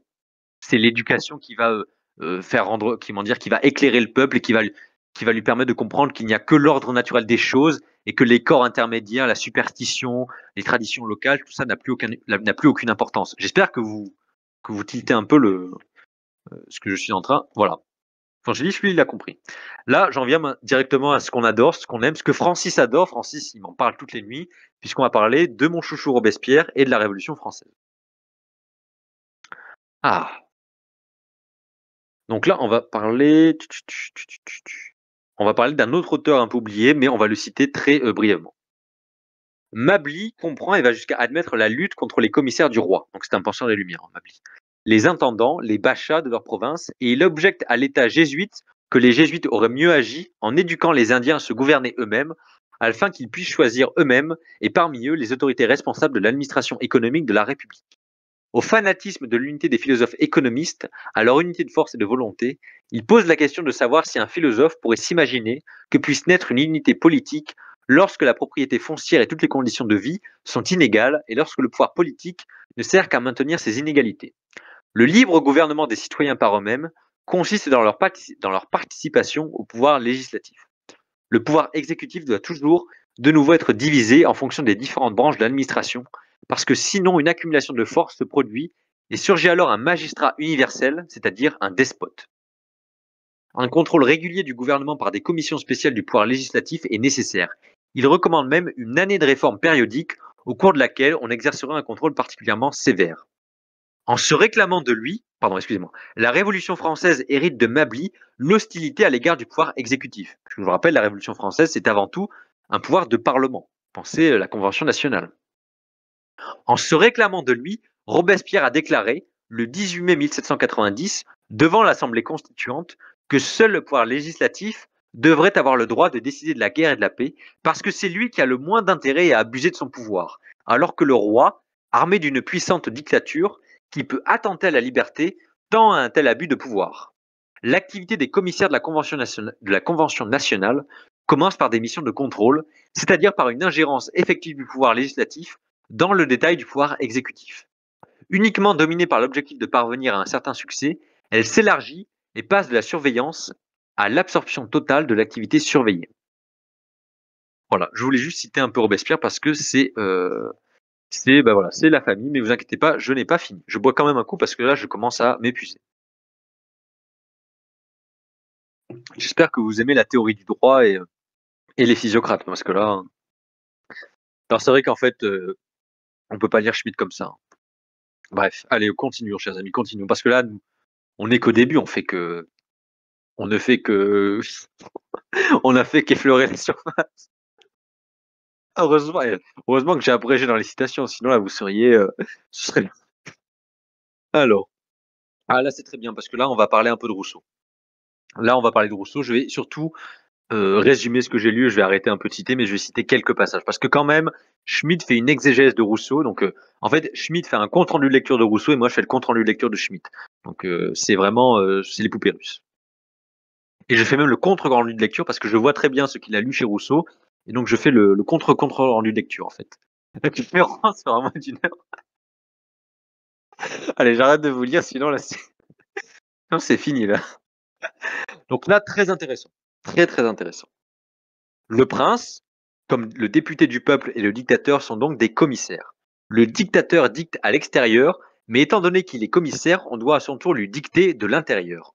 Or, dans le contrat social, donc l'œuvre de Rousseau, il y a encore une figure intéressante qui fait son apparition, dont les rapports révélateurs avec le concept rousseauiste de dictature n'ont généralement pas été vus jusqu'à présent. Il s'agit du législateur, qui apparaît dans le livre 2, chapitre 7 du contrat social. Le législateur comme le dictateur sont tous deux des êtres extraordinaires. Mais selon Rousseau, le législateur se trouve hors d'eux et antérieur à la Constitution, alors que le dictateur est une suspension prévue par la Constitution de la situation juridique existante. Pour Rousseau, le législateur n'est pas un commissaire. Donc en fait, là je vais le résumer parce que sinon je vais vous assommer. Pour Rousseau, le législateur, donc celui qui pense la loi, en fait, est antérieur à la loi, ce qui est assez cohérent puisqu'il est chargé de l'écrire. Donc c'est un peu quelque part le constitutionnaliste, celui qui réfléchit sur la Constitution. Donc c'est un peu du Étienne Chouard avant l'heure. Et pour Rousseau, puisque si vous connaissez un peu Rousseau, vous savez qu'il est un peu dans une espèce de mysticisme chrétien laïque avant l'heure. Pour Rousseau, le législateur est une espèce d'être mystique. Et il ne sait pas vraiment comment le décrire, il passe un peu là-dessus. Mais le législateur, lui, comment dire, vu qu'il précède la Constitution, il doit être un peu divin en quelque sorte. Donc il doit être reconnu. Rousseau explique qu'il doit être reconnu pour ses qualités exceptionnelles, mais elles doivent être un peu hors normes. Donc Rousseau théorise une espèce de messie constitutionnaliste avant l'heure. Donc voilà, je pense que Rousseau a prédit Étienne Chouard. Mais c'est un peu l'idée quelque part. Je le dis sur le ton de la blague, mais c'est vraiment l'idée d'un individu exceptionnel qui participerait à l'établissement de la loi en fait. Bref. Et donc qui dépasserait l'état de nature indirectement. Alors, là je pense que je vous assomme. En fait, je sais plus quoi faire avec vous, chers amis. Vous me rendez perplexe. Qu'est-ce qu'on fait? On abrège, on continue, on suicide la zone. Je vais essayer d'accélérer un peu. Je vais essayer de m'accrocher jusqu'au bout. Allez, j'en remets un peu sur Rousseau parce que c'est plus fort que moi. Je suis désolé. Il faut que je vous l'explicite. Il s'ensuit chez Rousseau que le législateur doit se réclamer d'une autorité d'un type tout à fait différent, à savoir d'une mission divine. Il dicte alors sa loi en se fondant sur une inspiration. Se pose dès lors la question de savoir comment le législateur prouve sa mission. Les monarchomaques protestants, qui acceptaient dans le cas extrême qu'un adeo excitatus, donc une espèce d'illuminé, s'érigea et renversa l'autorité existante, avaient répondu à la question de savoir comment l'élu se légitime par l'exigence d'un signe divin et d'un miracle. Rousseau parle également d'un miracle, mais il s'agit d'un miracle fortement humanisé. Ce n'est pas un fait grandiose mais philosophique, à savoir sa grande âme. Donc, c'est ainsi, dit Rousseau, qu'est prouvée sa mission, tout comme est garantie la pérennité de ses lois. Je réexplique pour Zertor et ensuite je passe à autre chose. Ne vous inquiétez pas, je passe à autre chose. En gros, pour Rousseau, vous savez que Rousseau développe énormément de théories sur le droit, le contrat social. C'est toute une dissertation sur l'état de nature, comment sortir de l'état de nature et donc comment élaborer une société juste. Et donc ça passe par une réflexion juridique sur le droit, d'où le titre, le contrat social. Et donc pour Rousseau, celui qui doit élaborer les lois, c'est le législateur, légis la loi, donc le législateur, là-dessus vous me suivez, législateur la loi. Mais pour Rousseau, il se pose la question qu'en fait, qui est le législateur? Comment un individu pourrait être reconnu comme législateur au détriment d'un autre? Quel signe doit remplir le législateur? Et en fait, Rousseau, Schmitt nous le rappelle, mais c'est Rousseau qui l'écrit, mais Schmitt le retranscrit. Pour Rousseau, le législateur doit être une espèce de messie, en fait. Il doit avoir une espèce de mission divine, mais vu que Rousseau est une espèce de chrétien laïque avant l'heure, il ne dit pas qu'il doit être élu de Dieu, il dit que le législateur doit être reconnu parce qu'il a une grande âme. Mais en fait, c'est ça, c'est une espèce d'homme reconnu pour sa sagesse qui doit être le législateur, dans la théorie rousseauiste. Voilà. Et ça s'inscrit dans la réflexion de Rousseau sur dictateur versus législateur. Voilà, tout simplement. Merci de rien, Zertor. De toute façon, là, on arrive au dernier chapitre, je vais abréger, parce qu'après, le dernier chapitre, ce sont que des anecdotes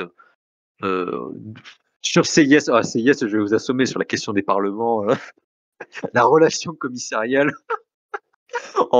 J'abrège, je passe directement au massacre Robespierre, la Convention, là. Allez, la Convention. Je vais être assez court. Donc là, on va revenir à un cadre franco-français qu'on connaît un peu mieux. Bon, Rousseau est un citoyen de Genève, mais quelque part, il est franco-français lui aussi. La Convention nationale, qui s'est réunie le 20 septembre 1792, avait pour tâche de rédiger une constitution et était l'organe extraordinaire d'un pouvoir constituant. Après avoir rédigé la constitution du 23 juin 1793 et après que le peuple l'eut acceptée par un vote général, sa tâche était accomplie, mettant fin du même coup à ses compétences. Et en fait, là, je vais le résumer, je vais arrêter de dire parce que sinon je vais vous perdre. La Convention nationale, ben voilà, en fait, non mais Sertor, tu as raison, en fait, Schmitt parle du principe que c'est très mystérieux chez Rousseau. Rousseau lui-même emploie un langage très mystique, en fait, c'est pas clair, hein, cette histoire de comment on reconnaît la grande dame. Voilà, la question à se poser. J'en viens à ce que je veux dire sur la Convention nationale. Là, Schmitt rappelle un fait très intéressant. La Convention nationale, je vous le rappelle, c'est après la décapitation de Louis XVI et la proclamation de la République, la Convention nationale est élue. Convention, c'est juste le nouveau nom de l'Assemblée nationale. Mais elle change de nom parce qu'elle rédige une nouvelle constitution, puisqu'on passe dans un régime républicain, et elle vote cette constitution en 1793, Or, en 1793, ce sont les guerres de coalition. Tout le monde veut détruire la France républicaine. Et étant donné que les Français ont bien raison, ils disent les têtes couronnées d'Europe n'ont qu'à se mêler de leurs affaires. Donc, ils se mettent à battre tout le monde, à envahir tout le monde. Mais étant donné que c'est un état de guerre externe avec les guerres contre les monarchies européennes et de guerre interne avec les révoltes, comme la guerre de Vendée, la Constitution est suspendue en raison d'un état d'urgence. Et en fait, c'est un peu ce paradoxe-là. C'est que cette Constitution-là, qui supposait des instances démocratiques, une juridiction à peu près normale, pas plus choquante qu'un autre régime, n'a jamais été appliquée en raison de l'état de guerre permanente. Et on arrive directement au dire, la Constitution est toujours là, mais en raison de l'état du pays, la Constitution n'est jamais appliquée.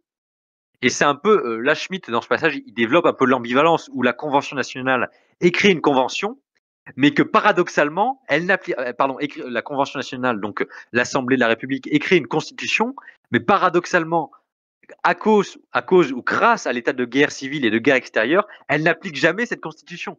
Et c'est indirectement le fait que cette constitution ne soit jamais appliquée qui rend possible les excès révolutionnaires.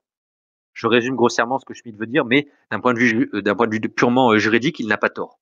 Voilà. Donc j'ai résumé ça. Je passe aux toutes dernières citations. Moins d'1 heure, on avait dit. Qui a dit ça? Je continue un peu sur la question des républiques. Je vais quand même lire 2 pages parce que quand même, je peux quand même un peu lire. Hein. Je vais quand même pas me priver de lire parce que vous êtes perdus. C'est un compte rendu de lecture à la base. La guerre et les soulèvements intérieurs ont conduit dans nombre de cas les communes à se constituer en confédération indépendante et à envoyer leurs propres commissaires. Dans ce cas, le représentant de la Convention, on est toujours à l'époque révolutionnaire, le représentant de la Convention, en tant que représentant de l'unité centrale, devait s'opposer à l'autonomie des administrations locales et provinciales et y mettre un terme de la même manière qu'il devait anéantir tout exercice intermédiaire de la souveraineté de l'État et les ennemis de la République. De tout cela ressort manifestement que la commission de ses représentants possédait les traits caractéristiques d'une commission d'action. De nombreux décrets de la Révolution déclaraient ennemis de la patrie des catégories entières de citoyens, étaient déclarés ennemis de la patrie et condamnés à mort non seulement les aristocrates, les prêtres réfractaires et leurs fidèles, les accapareurs, ceux qui pratiquaient des hausses de prix illicites, les propagateurs de fausses nouvelles, mais aussi de façon générale tous ceux qui encourageaient la corruption des citoyens et la subversion des pouvoirs et de l'esprit public. Ils étaient ainsi privés de toute protection juridique et devenaient l'objet d'une action obéissant uniquement à un objectif politique. Le 16 août 1793, l'arrêté de l'administration d'un département, en vertu duquel avait été suspendue l'exécution d'un ordre des représentants, fut déclaré attentatoire à l'autorité des représentants du peuple par la Convention, et celle-ci menaça de 10 ans de fer tout fonctionnaire qui suspendrait l'exécution d'un ordre des représentants. Ainsi, toutes les autorités en place sont-elles devenues des instruments inconditionnés de l'action des représentants. Un transfert de l'ensemble des compétences existantes s'est donc produit, mais accompagné de la compétence encore plus large des représentants de prendre les mesures nécessaires en fonction des circonstances et conformément à la législation de la Révolution, aucune considération concernant les droits de l'adversaire politique ne devait plus leur faire obstacle.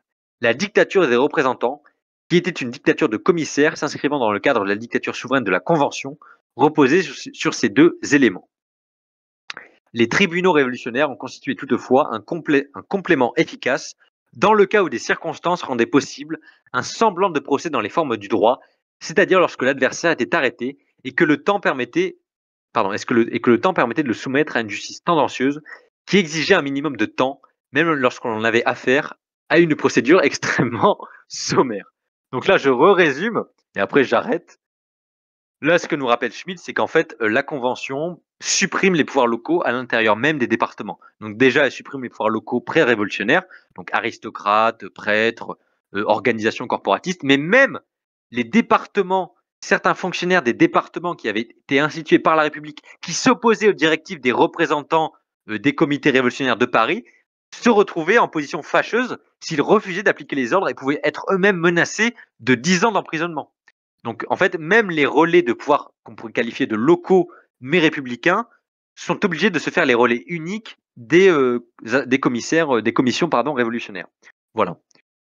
Il y a tout un passage, une dernière citation que j'avais notée sur le sur le oh, pour on en est sur la garde nationale de 1848, mais je pense que je vais m'arrêter là. Où en fait, il développe l'idée que comment dire voilà, il évoque les situations révolutionnaires, la révolution de juillet, la révolution de 1848, et de voir comment ça se dégoupille d'un point de vue de la question de la dictature et des pouvoirs délégués, et comment les pouvoirs bourgeois en fait s'accaparent les cadres de l'État lors de la révolution de 1848, à la fois pour et celle de 1830 pardon aussi, à la fois pour réprimer les émeutes prolétariennes dans Paris et les révolutions légitimistes en province.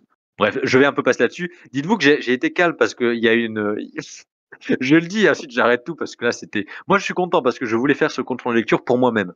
Donc ça a été ma psychanalyse, comme dirait Jean Robin. Mais là, j'étais sûr que je vous avais perdu. Mais heureusement que je suis arrêté parce que je n'ai pas tout lu.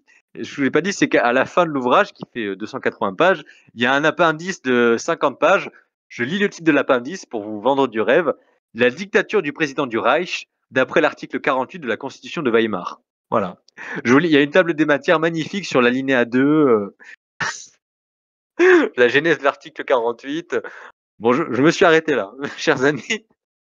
Moi, je suis content. Moi, honnêtement, je voulais un peu essayer de synthétiser ce que j'avais compris de l'ouvrage, qui est très intéressant, mais je m'arrête là. La dernière citation qui était sur les révolutions de juillet de 1848, honnêtement, on peut s'en passer. C'est pas le cœur du sujet, même si c'est intéressant pour l'histoire de France, mais c'est pas le cœur du sujet.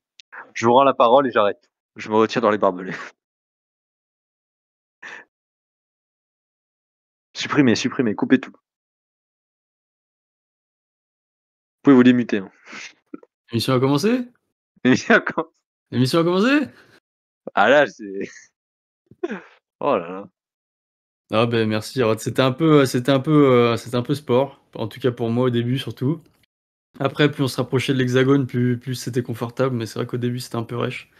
Mais je regarderai la rediff parce qu'il y a des notions que j'ai loupées et que j'ai pas eu le temps de noter. Donc voilà, on fera le point. Mais en fait, l'ouvrage, c'est pour ça que je fais le disclaimer. Je ne conseille pas du tout de lire cet ouvrage comme ça, en fait.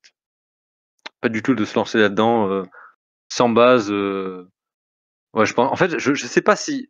Oui, en fait, oui, voilà, en fait. Disons que les digressions, par exemple, sur Rousseau, si vous avez jamais lu Rousseau, ça n'a aucun intérêt, en fait. Et surtout, ça va plus vous perdre qu'autre chose parce que il revient pas sur Rousseau et Montesquieu, il rentre directement dans l'analyse, dans l'exégèse de ces auteurs. Donc, il suppose que le lecteur les connaît au moins un peu, sans forcément les connaître par cœur, mais qu'il ait un peu les grandes lignes de quelles sont les grandes thèses de Rousseau et de Montesquieu. Sinon, c'est vrai que l'ouvrage largue totalement son lecteur. Hein. Voilà, Alors, c'était une bonne conférence, c'était très riche, mais on sent que tu extrais tout ça d'un livre qui a une pensée très névrotique. Tu vois, il y a une espèce de névrose dans la construction de la pensée du livre, donc pour ça aussi, je pense que ça se ressent dans ta conférence. Et ouais, c'était beaucoup d'infos. Il y a des choses que j'ai compris, d'autres non. Comment? Non, rien. Mais ouais. Qu'est-ce qu'il raconte, Zertor? Zertor est dans les. Je crois qu'il a envie de dire rembourser les tickets, là, Zertor. Il dit vous m'avez menti. Vous m'avez menti. Non, mais Vangelis, il critique la névrose, mais en même temps, il s'agirait déjà de penser à lire. Voilà, cela ne nous regarde pas. On va se calmer, d'accord. Autre chose que Picsou, voilà. Non mais c'est vrai que Vangelis a raison. C'est pour ça que je fais le disclaimer, c'est que en fait, si vous n'avez aucune base, Schmitt vous laisse au bord de la route en fait. Il vous laisse au bord de la route, mais et il vous fait même pas signe dans le rétroviseur en fait. Donc c'est voilà. Après c'est écrit en 1921. C'est pas écrit par un prof d'Assas d'aujourd'hui pour TikTok Golem à moitié illettré. C'est écrit en 1921 par un professeur de droit public, donc baigné d'écriture classique. Merci, Hérode. Voilà. Merci. Mais non, je parle pas pour vous. Je parle pas pour vous. Je parle en général. Voilà, Schmitt écrit en 1921 et il écrit surtout. En fait, c'est presque un ouvrage qui est dédié à ses collègues professeurs et étudiants dans le domaine du droit. En fait, c'est même pas un ouvrage qui est destiné au grand public. C'est comment dire. Aujourd'hui, on peut le trouver facilement dans n'importe quelle librairie parce que Schmitt est devenu célèbre. Mais à l'époque, le paysan du fin fond de la Bavière, il connaissait pas Schmitt et il s'en foutait royalement. C'était pas. C'est comme si un paysan du 22e siècle, enfin un prolo TikTokisé du 22e siècle tombait sur Emmanuel Todd. Voilà quoi. Bref. Mais non, mais voilà, ouvrage très compliqué à lire et la formulation reste. la formulation reste tarabiscotée en fait. C'est vrai que vous l'avez compris, c'est des phrases. Allez-y, je me tais. T'as quoi comme base pour lire Schmitt, quoi? Enfin, c'est quoi qui t'a aidé à comprendre Par exemple, genre déjà, honnêtement, ce qui a été le plus intéressant, parce qu'après les anecdotes sur le Saint-Empire romain germanique, on s'en fout. Enfin, c'est pas qu'on s'en fout, mais étant donné que il revient pas en détail dessus, donc c'est intéressant pour donner du corps à son propos.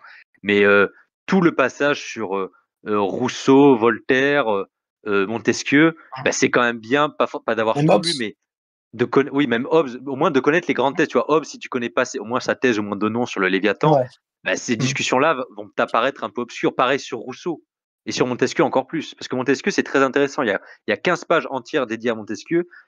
Si tu connais pas un peu de Connaissance, loin, ouais. un peu de loin les grands auteurs des Lumières comme ça ou du 17e pré-Lumière, c'est pas que tu vas pas comprendre, mais je pense que tu perdras de l'intérêt. Il y a des choses que tu vas pas, Ouais, l'ouvrage aura pas autant d'intérêt, tu vois. ouais, je vois. Moi, j'ai une question. Vas-y. Je vais les avoir lus. Non, moi, ce que je voulais savoir, c'est que moi, je vois qu'il s'inspire beaucoup du Léviathan, qui est lui-même une espèce de, je dirais, de De Machiavel. réinterprétation du. Ouais, bien sûr. Mais oui, Bien justement. sûr. Bah oui, mais tu l'as vu toi aussi. Donc si tu l'as Bien vu, sûr. c'est que je l'ai vu aussi. Mais ma question était de savoir, c'est que parce que moi, j'ai jamais lu Carl Schmitt. Pour moi, c'est quelqu'un de totalement étranger. Je connais de nom, mais la vérité, je connaissais pas. C'est pour ça que je suis venu. Et aussi, y a-t-il des éléments machiavéliens dans sa pensée? Dans sa pensée politique, je parle. Ou est-ce qu'il s'inspire, des descriptions dans Le Prince, justement? Parce que le mot a été jeté là. Oui. Est-ce qu'il a justement des est-ce qu'il reprend quelques descriptions du Prince? Voilà, tout simplement, dans ses œuvres. Alors là, honnêtement, en fait, peut-être dans ses autres travaux qui sont plus de la Mmh. théorie politique. Là, c'est vraiment de Oui, la théorie du droit, de l'histoire du droit. Là, ouais, mais il le cite en un adjectif ou deux au début. Après, il le laisse tomber parce que c'est pas ce qui l'intéresse là. Là, ce qui l'intéresse, d'accord, c'est vraiment la d'accord. question de la dictature. Et c'est pour ça que le titre, en fait, il est bien trouvé et mal trouvé. Parce que je vous l'ai dit en introduction, pour lui, la dictature, c'est quelqu'un qui a des pouvoirs régaliens forts qui lui sont délégués, oui ou non. Mmh, Et donc, c'est pour ça qu'il parle à la fois de ces hauts fonctionnaires du Saint-Empire romain germanique, de la dictature romaine, ouais, de la mmh, Convention nationale, des commissaires, des légats pontificaux. Donc, c'est vraiment une oui, réflexion ouais. là-dessus. Mais c'est pour ça que c'est à la fois bien et pas bien, parce que, étant donné qu'il pioche dans plein d'éléments, euh, mais en fait, c'est aussi parce que le livre en fait est de son époque et c'est difficile de l'extraire parce que l'appendice c'est sur la constitution de la République de Weimar. Il écrit dans ce Mmh. cadre-là pour donner des éléments de réflexion aux juristes et aux politiques de la République de Weimar parce que République de Weimar quand elle commence, Oui. l'Allemagne, révolution spartakiste, Mmh. inflation à tout sens et se pose Oui. la question d'un pouvoir Et fort monter pour des extrêmes aussi. monter des Exactement. extrêmes aussi. Donc Des se 2 pose la côtés, hein. question d'un pouvoir Mmh. fort pour essayer de remettre l'Allemagne sur les bons rails. C'est pour ça qu'il écrit la dictature à la base. Donc c'est Ouais, pour ça que c'est compliqué d'extraire ce texte de son contexte. Peut-être le exactement. côté machiavélien, on en reparlera peut-être, mais Ouais, peut-être. je pense, en fait, je suis même sûr qu'on le retrouve dans les textes plus tardifs de Schmitt, après la Mmh. Deuxième Guerre mondiale, quand il commence à avoir ce statut d'intellectuel très connu, dans sa théorie du partisan, etc. Mais peut-être Ouais, pas là dans ce texte qui est trop, qui est trop dans son contexte et qui est l'un des premiers de Schmitt, hein, l'un des premiers vrais oui. bouquins de Schmitt d'ailleurs, hein, donc Et c'est pas dit. Hein. et est-ce qu'on dirait que par rapport à ce premier bouquin, le premier qui est sorti, ce serait pas une sorte d'alerte à la République de Weimar? Attention les gars, si vous êtes trop faibles, vous allez faire et c'est ce qui s'est passé d'ailleurs. Et Bien si vous sûr, ne montez pas un problème, un état fort, quitte à être un peu alors je dirais moins démocrate que ce qui était prévu, les extrêmes vont vous bouffer et la et la nuit, je sais pas moi, la nuit de cristal est un exemple, tu vois, de tout ça. oui, bien Où, sûr. hem, Et Schmitt est où ambigu l'affrontement là-dessus. ouais, voilà, ou En fait, l'affrontement entre nazis et communistes, voilà. Ce que bien sûr, je mais voulais juste c'est finir là-dessus. totalement ça. C'est totalement ça. Mmh. Après, Schmitt, il écrit à une époque où, Passionnant ça. quelques années Mmh, après, au début des années mmh. 20, il va critiquer Hitler parce qu'il le trouve ridicule, pour que c'est un très mauvais homme politique. Mais, comme on Ça le l'a été sait, à il va certains égards, adhérer ouais. au régime nazi. Il va adhérer au régime Ouais. nazi, après il va s'en distancier. Et d'un autre côté, il a servi la République de Weimar, mais quand Hitler va monter au pouvoir, il va aider Hitler à liquider la République de Weimar, indirectement, notamment la Prusse. Parce qu'en fait, Ouais. Hitler s'est très tôt attaqué au particularisme de l'État de Prusse, parce que la République de Weimar est un État fédéral, comme l'Allemagne historiquement l'est un peu, et il va aider à liquider les particularismes juridiques et constitutionnels de la Prusse avec Hitler. Donc Schmitt est très ambigu lui aussi, en fait, il a joué un peu sur tous les tableaux. Un jacobinisme allemand, si j'ose dire. Oui, c'est ça, mais c'est pour ça qu'en fait, j'ai lu les passages sur la Révolution parce que Schmitt ne rejette pas toute la Révolution française. En fait, le moment où la Révolution française se dote d'un État fort, limite totalitaire, pour résoudre ses problèmes, juste avant Napoléon, l'époque de la Convention nationale, des guerres de Robespierre, il en fait pas l'apologie, mais en fait, c'est un clin d'œil aux politiques de Weimar pour leur dire, vous avez vu, c'était peut-être des malades, mais ils ont réussi à résoudre les problèmes intérieurs et extérieurs. Moi, j'ai trouvé qu'il faisait un lien. Enfin, il y avait de la franc-maçonnerie quand même un peu dans la pensée de Schmitt, quoi, ce qu'il écrivait. Moi, je retrouvais ça dans ce point, Vangelis. Sur quel point tu trouves? Sur le côté justement où il mettait en avant les révolutionnaires de Robespierre. Ouais, mais c'est pas de la même. Ouais, mais c'est pas de la bonne manière. Non, c'est pas de la même manière. En fait, pardon, je te parlais, non, vas-y, je t'en prie. à la place de Schmitt, et je pense que Collot veut dire la même chose, et je vais le laisser continuer s'il veut. Je pense qu'en fait, il les admire d'un point de vue de réel politique, d'art du pouvoir régalien, en se disant exactement. C'était la bonne manière d'exercer le pouvoir à ce moment-là. Tu vois? Non, mais aussi dans ce côté, les corps intermédiaires doivent disparaître. Mais oui, non, mais ça, il le dit pas. Il analyse. Il se prononce jamais dans l'ouvrage. Il prend jamais parti, du moins de manière grandiloquente. C'est peut-être subtil, mais il analyse en fait les positions de chacun. Il analyse les équilibres de commission. Il prend jamais parti dans l'ouvrage. D'accord. Enfin, pas de manière, pas au premier plan, quoi. D'accord. Mais c'est intéressant, c'est une remarque intéressante, ça. Mais ouais. Je l'avais pas vu comme ça, moi. Mais je comprends pas du coup. Qu'est-ce qu'il essayait de dire avec l'exemple là de le mec avec son en W là, le mec qui s'appelle en W là. Wallenstein, en fait, c'est une espèce de super commissaire du Saint-Empire romain germanique au XVIIe, début XVIIe, et en fait, il intervient à un moment. Ouais, il essayait de montrer un élément d'histoire juridique, comment le Saint-Empire romain germanique a failli devenir encore plus centralisé qu'avant au détriment des pouvoirs locaux. Et là aussi, il faut peut-être l'interpréter dans le contexte de l'époque, c'est aussi une manière de dire la République de Weimar, peut-être qu'il faut encore plus s'affirmer et se calmer avec le fédéralisme aussi, parce que ça pourrait peut-être avoir ses limites. Ah oui, d'accord, ouais. Ok. Donc lui, il est pour la centralisation quand même.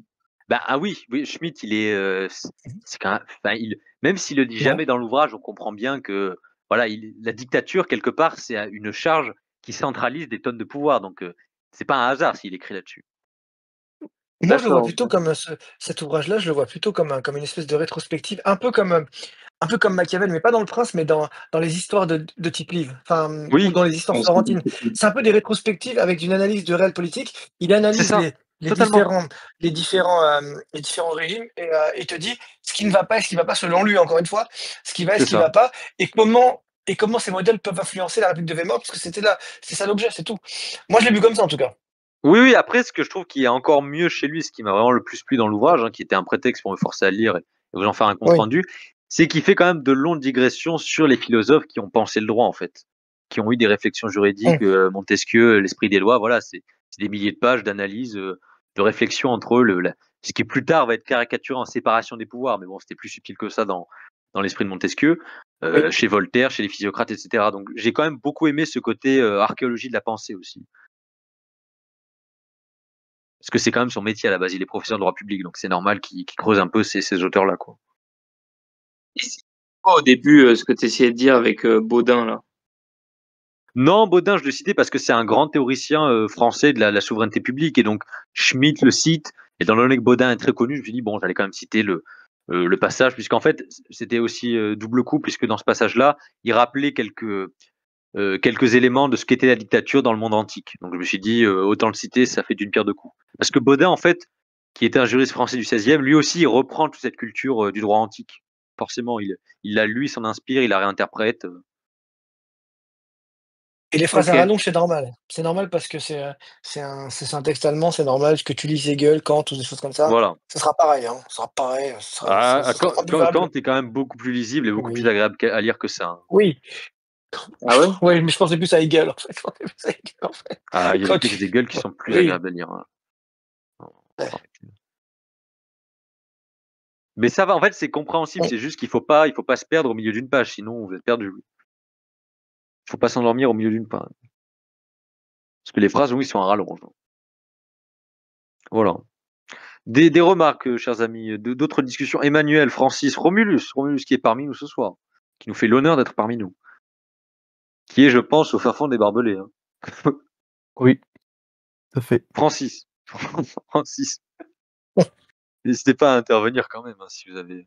Non, sans moi, j'ai rien compris. Mais Francis, nous avons parlé de Robespierre, de la Révolution. En fait, moi, j'ai réussi à comprendre via l'analyse de Colo, en fait. C'est en fait, j'ai réussi à me raccrocher par rapport au côté prince, et en fait, on analyse des systèmes, etc. et tout, mais sinon, là, c'était complètement. Alors, je sais pas si c'est parce que je suis venu trop tard, mais j'ai Non, du je crois mal pas. à. Voilà. Après, voilà, je le dis, Non, hein, c'est pas une lecture même si facile. tu Hein. suivais depuis le début, c'était compliqué. Hein. C'est pas. Non, mais voilà, je le dis, je le dis au public YouTube, ça n'est pas une lecture facile. Oui. Mais ça vient du livre, hein, ça vient pas de ta présentation. Non, mais j'en suis un peu conscient parce que quand je résume des ouvrages synthétiques, la conférence est synthétique et claire. Quand c'est plus obscur et sibyllin, c'est plus obscur et sibyllin. Tout à fait. Voilà. Mais Francis, une remarque. Emmanuel, je suis surpris que vous n'ayez pas vous ne soyez pas intervenu. Emmanuel, vous qui avez été formé à Cambridge, ce que j'ai dû dire pour vous, c'était du petit lait là. Voilà. J'ai résumé un torchon de papier pour vous là. Emmanuel, voyons. Il est parti dans les barbelés, là, il va revenir. Vous qui avez formulé des théories anthropologiques de haut niveau, Emmanuel. Moi, je vous attends au tournant là.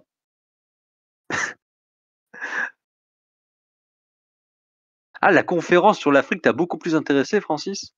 Ah, tu vois, tu me. Ah, mais Francis est un fan de la Tanzanie, du Mozambique. Ah oui, mais voilà. là, c'est le Francis, c'est nouveau ouais, Francis. Hein. 517. Francis, c'est Papacito maintenant. Non, mais moi, je me la suis réécouté, c'est du caviar. Hein. Oh là là. Oui, il nous dit oui. Le passage où tu dis l'objet le plus sophistiqué de l'Afrique, c'est il manque une corne. Enfin, tu sais, Oui, le rhinocéros. Mais en plus, l'auteur lit dans un langage, tu vois, un peu, il prend des gants et moi, je comprends entre les lignes. Je dis oui, d'accord. Donc, soit en fait, l'ouvrage le plus sophistiqué d'Afrique, soit il n'a pas été construit en Afrique, soit c'est pas des Africains qui l'ont construit. Fantastique. Bref, est-ce que quelqu'un a d'autres remarques sur la conférence, sur l'ouvrage, sur justement ces réflexions un peu juridiques, d'institutions, de dictature? Sinon, je pense qu'on peut couper le bot. Emmanuel, dernier appel. Bon. Francis également. C'est bon? Enfin, Emmanuel? comment tu t'es. Moi, ce qui m'intéresse, c'est comment tu t'es dit, genre ce matin, enfin, je sais rien quand c'est que tu l'as lu, mais je vais me lancer dans Carl Schmitt. Voilà, je vais lire parce que franchement, c'est tellement lunaire. Moi, je sais pas si j'aurai la foi de lire ça. Tu Parce que je suis un aspirateur bibliophile, bibliomane. vois. Ouais. Et je l'avais lu, je m'étais dit, je vais le programmer, je l'avais programmé il y a longtemps pour me forcer à le lire. Je l'ai lu il y a un certain temps. Et ce soir, je me suis dit, il est lu. J'ai écrit 2-3 trucs en une demi-heure sur les passages, les chapitres. Je me suis dit, tentons le truc. Et nous avons tenté le truc. Je crois que l'opération a avorté. Mais ce que je veux dire, c'est que quand tu l'as lu, ça t'a intéressé ou alors Alors c'était honnêtement, comment l'introduction était très c'était intéressante parce théorie? qu'elle remettait ce contexte de quand est-ce qu'il avait été écrit, pourquoi il avait été écrit. La première partie, un peu grand rappel sur la dictature de commissaire et la théorie de l'État, qui fait 40 pages, était un peu lourde. La pratique des commissaires princiers un peu après, mais par contre, à partir du chapitre 3 sur les Lumières et les discussions un peu plus philosophiques, là j'ai vraiment trouvé ça très intéressant et pour le coup assez passionnant. Le deuxième chapitre, il y a quand même des éléments intéressants sur Wallenstein. Hein. C'était vraiment la partie la plus intéressante. Mais c'est vrai que les 50 premières pages qui sont beaucoup de blabla théoriques, sont un peu lourdes à lire. C'est vrai. C'est ça, c'est que j'ai l'impression que c'est beaucoup de choses pour pas grand-chose au final. Je sais pas. Mais c'est vrai que ce serait culotté de ma part, mais je dirais que d'un point de vue didactique, c'est peut-être la période, enfin le décalage temporel qui fait ça, mais je trouve que parfois c'est mal amené. Entre l'idée, la démonstration, l'exemple, Ouais, parfois c'est ouais. laborieux. Mais ouais. Voilà. En gros, du coup, lui, il est pro Wallenstein, c'est ça? Ben, il le dit jamais, mais je pense que oui, c'est le message subliminal qu'il envoie, si vous avez vu, c'est enfin à la République de Weimar, c'est de dire, vous avez vu dans l'histoire de l'Allemagne, il y a aussi eu des moments où on a failli s'approcher d'un d'un pouvoir exécutif fort avec beaucoup de centralisation au détriment des pouvoirs locaux. Peut-être Ouais. que c'est un clin d'œil, peut-être qu'on devrait s'en inspirer. C'est même quasiment sûr en fait. Bon, je pense que Ouais, je puis vais après, moi, m'arrêter c'est ce là. que j'ai dit, Pardon. mais c'est un petit peu ce que j'ai dit à un moment, mais ouais, quand il parlait, par exemple, de, de Rousseau, ouais, avec, enfin, ouais, la façon dont il juge une âme, une bonne âme, quoi, c'est Ah, assez, ben après ça c'est Rousseau, c'est Rousseau ouais. qui c'est un peu en fait Schmitt il se contente pas de parler de Rousseau parce que tout le monde le connaît dans son milieu, donc il essaye d'aller un peu dans le détail, voir ce que les commentateurs de Rousseau n'ont pas vu, et il trouve cette figure du législateur qui est un peu problématique chez Rousseau parce que Rousseau essaye de s'éloigner le plus possible d'une espèce de théocratie ou de religion d'État, mais il en arrive à une ambivalence où celui qui doit rédiger la Constitution, ça doit être quelqu'un de choisi pour des qualités exceptionnelles. Et pour lui, ces Ouais, qualités ouais, exceptionnelles, c'est une espèce de grande âme. C'est assez mystique, mais c'est assez flou en fait. ouais, ouais.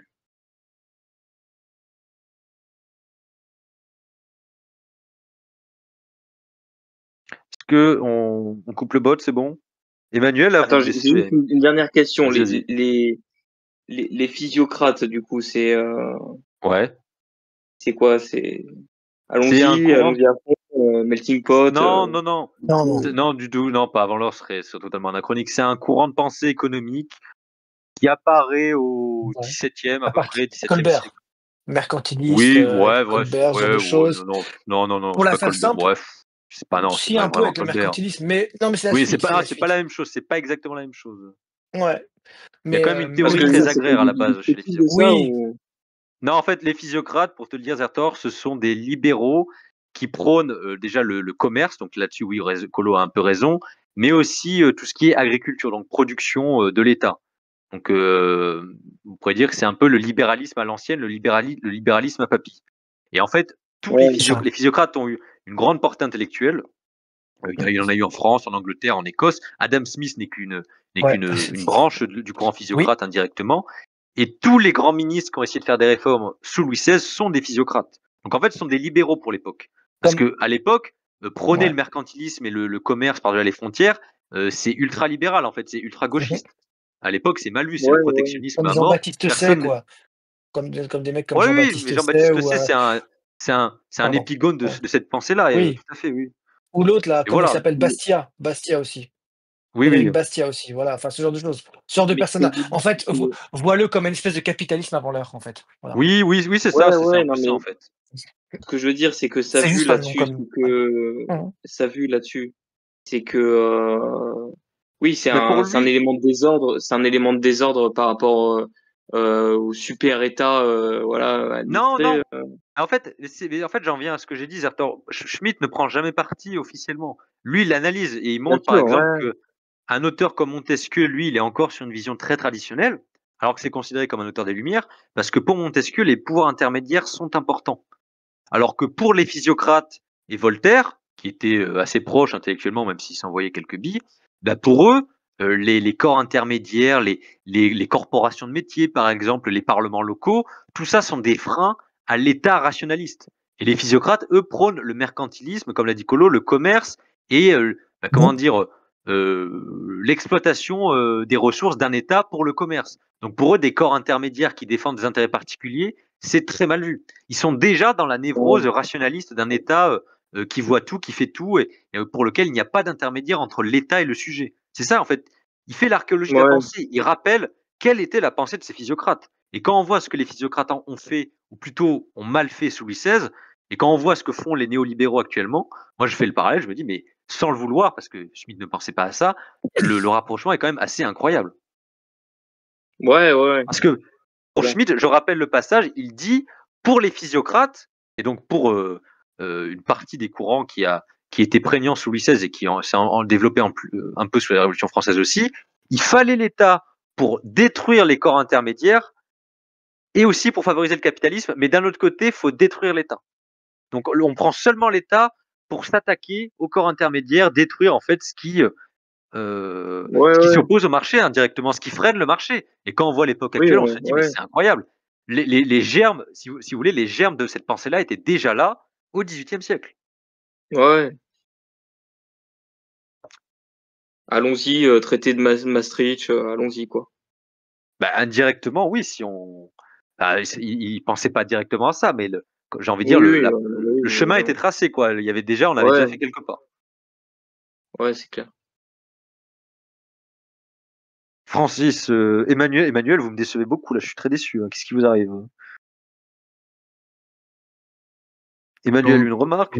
Comment ça, une remarque? Non, une question? Non, j'ai pas vraiment de questions à ajouter particulières. Très bien, Emmanuel. Vous êtes. Et c'est quoi ce. Je te harcèle de questions, mais. Vas-y. C'est quoi sa vision? Est-ce que lui. Enfin, du coup, c'est une question pas trop liée, mais enfin, un peu quand même. Mais c'est quoi? Il est religieux? Enfin, est-ce qu'il croit en Dieu, Carl Schmitt? Est-ce qu'on a des infos là-dessus? Si je dis pas de bêtises, attends, il était protestant ou catholique? Je crois qu'il était catholique. Attends, je vais revérifier, mais je suis quasiment sûr. Comment dire? C'est là un peu où il a pas réussi, ou comment dire, où le divorce s'est un peu opéré avec les nazis, parce que c'est pas qu'il était, on va dire, comment dire, pour les juifs, parce qu'il a un peu suivi les nazis là-dedans, sinon il n'aurait pas pu être avec eux jusqu'en 36. C'est sur l'idée un peu de l'espace, l'espace et de la race en fait. L'espace vital, c'est un peu là-dessus que lui, mais pour le coup, en vrai penseur, même s'il était assez à droite, hein, comme vous l'avez compris, je pense, il défendait des notions d'espace vital et pas de race, mais d'espace vital, mais qui différaient de celles des nazis. Et c'est là-dessus que le divorce un peu intellectuel s'est fait. Donc, c'est pour ça que j'aime bien. Schmitt est aussi très intéressant. C'est aussi pour ça qu'il est encore étudié aujourd'hui. C'est que même son divorce avec les nazis est pour des raisons intellectuelles et non pas pour des raisons de survie, parce que le divorce se fait à partir de 36. Hein. Ouais. Voilà, il est catholique, c'est bien ça, c'est bien ce que je disais. J'avais un doute, mais j'étais bien sûr. Oui, il est bien catholique, c'est ça. D'accord. Ok. Et c'est donc il a cette vision machiavélienne un peu, mais en même temps, il est catholique. Quoi. Ouais, voilà. C'est surtout le côté. Je pense qu'au bout d'un moment, on sent pas les reins les cœurs, mais il a dû se rendre compte que au bout d'un moment, l'État nazi faisait n'importe quoi d'un point de vue de machiavélisme, tout simplement. Beaucoup d'erreurs commençaient à être commises. Et voilà. Et moi, ce que je disais, ce qu'il racontait à un moment, ça me faisait penser un peu à la plutocratie, quoi. Un peu le pouvoir. Enfin, je sais plus. À un moment, il parlait tu parlais de la démocratie ou je sais pas quoi, et il disait que ça se retrouve être un petit peu une dictature, quoi. Bah oui, en fait, il montre que toute démocratie passe par un État dictatorial, c'est presque dans sa nature. À un moment, elle subit une crise et il y a besoin d'un pouvoir fort. Et en fait, Schmitt, je pense que vous l'avez compris, il est pas très pro-libéral. Hein. Même s'il le dit jamais dans le texte, ça se comprend un peu au fil de sa pensée, quoi. Le libéralisme BA, c'est pas trop son truc. Ouais. Mais c'est une vision intéressante. Ouais, c'est intéressant. Ouais, parce que antilibéral, mais de droite, donc un peu réactionnaire en quelque sorte. Ouais. Mais en même temps, l'apologie d'État fort, donc on s'intéresse à la Révolution française, donc c'est complexe. Une pensée très complexe en fait. Schmitt, c'est aussi pour ça que j'avais peur de faire une conférence là-dessus, c'est que Schmitt, tout le monde lui a fait dire un peu tout et n'importe quoi, vu que sa pensée est très au croisement de plein d'autres pensées, de plein d'autres courants, qu'il mobilise plein d'auteurs. On lui a fait dire un peu tout ce qu'il voulait, on l'a interprété dans tous les sens. Et en fait, Schmitt, il a été récupéré par des auteurs de gauche comme de droite, des libéraux comme des réactionnaires de droite, comme des communistes. C'est un petit peu le problème, hein, dès que quelqu'un essaye d'avoir une pensée un peu élaborée, c'est on a besoin de simplifier et quand on simplifie, bah, forcément on passe à côté de parfois de peut-être Bah écoutez, chers amis, à moins que quelqu'un ait quelque chose d'autre à dire.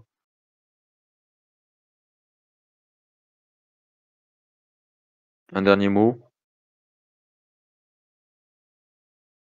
Eh bien écoutez, attendez. moi je pense qu'on peut dire au revoir à YouTube. Allez, dites au revoir au public YouTube. Allez, à la prochaine et n'oubliez pas le Patreon.